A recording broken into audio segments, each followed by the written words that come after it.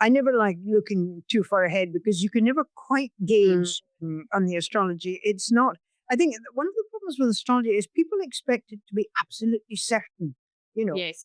and Like a psychic.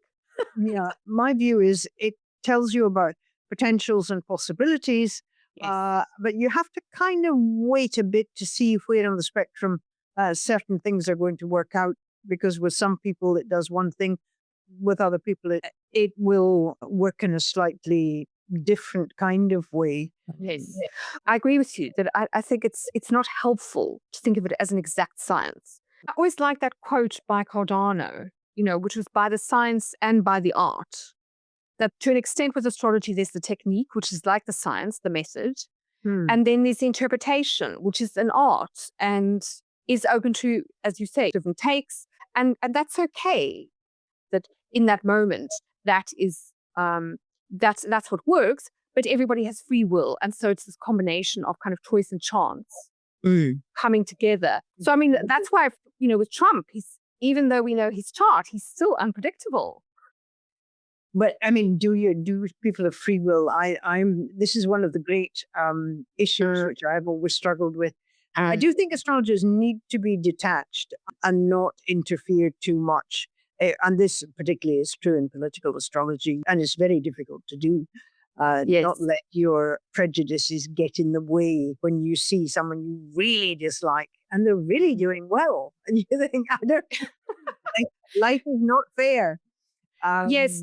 I mean, the last election was very much like that, where, if you didn't want Trump to win, it was very difficult to actually give predictions that would be fair and balanced and impartial. It became almost impossible, so I didn't do one. But you're right in predicting election. I mean, I thought Trump was going to win in 2016 and nobody else did. On the astrological world, nobody could believe it. But his stars were just, you couldn't miss it. The next time round, I knew that Biden was going to lose, and you couldn't say it.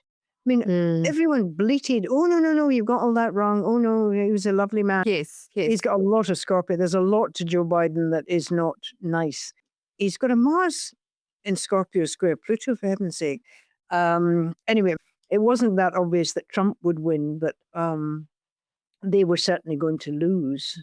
But anyway, it is one of the less pleasant functions of the astrologer is to make predictions about elections, because it's always a bit of a struggle to find out exactly, except very occasionally, like 2016, when he couldn't possibly have lost with all that stuff he had in his chart. It was Jupiterian.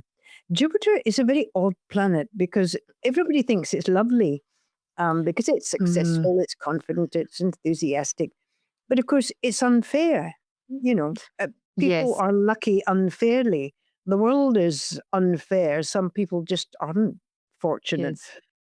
And It's quite true. often, one who are fortunate is you really wonder what the fates were doing, because they're not doing any good for the universe. So.